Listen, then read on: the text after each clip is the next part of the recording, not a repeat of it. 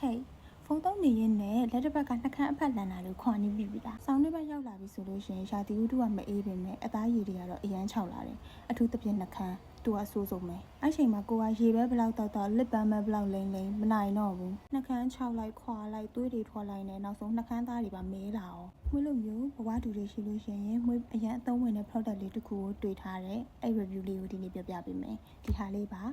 ဒါလေးကငွေ medical မှာတွေ့လို့ဝယ်လာတာဈေးက6500ပဲရှိတယ်။သူက lip secret နဲ့ lip mask ဆိုပြီးတော့2မျိုးပါတယ်။ငွေဝယ်လာတာလေးကတော့လွေးတစ်စိတ်ကနေပြီးတော့ watermelon လေးပါ။သူက3မျိုးထွက်တယ်လို့တော့ပြောပေမဲ့ငွေကဒီဟာလေးပဲစမ်းဝယ်ခဲ့တာပါ။အရင်ဆုံးသူ့မှာပါတဲ့ lip secret လေးကိုယူပြီးတော့နှကန်းပေါ်မှာ1မိနစ်လောက်သေချာလေးတိုက်ပေးလိုက်ပါ။ပြီးသွားရင်တော့နှကန်းကိုကော်တွန်ပတ်လေးနဲ့ပြန်ပြီးတော့တုပ်ပေးလိုက်ပါ။တုပ်ပေးပြီးသွားပြီဆိုလို့ရှိရင်လေအမှတွေ့လားနှကန်းကလေဘာတက်ဆယ်မှမရှိတော့ဘဲနဲ့လုံးဝပြောင်းသွားပြီပေါ့နော်အဲ့ခါကျတော့မှသူ့မှာပါတဲ့ lip mask ကိုယူပြီးသွားလို့ရှိရင်နှကန်းပေါ်မှာလိမ့်ပေးလိုက်ပါအဲ့ကြရင်ကိုယ့်ရဲ့နှကန်းလေးကလေလုံးဝ moisturizing အပြည့်နဲ့နှကန်းလေးကဖူးဖူးအီးအီးဆူဆူလေးဖြစ်သွားပြီပေါ့နော်ဒါလေးကတော့မွေအမြဲတမ်း struggle ဖြစ်နေတဲ့နှကန်းပြဿနာကိုဖြေရှင်းပေးနိုင်တဲ့ solution လေးမို့လို့ honest review ပေးရင်းနဲ့အကုန်လုံးကိုပြန်ပြီးတော့မျှဝေပေးလိုက်ပါတယ်သုံးထည့်ကြည့်ပေးတဲ့အတွက်ကျေးဇူးတင်ပါတယ်ရှင်အားလုံးပဲ bye bye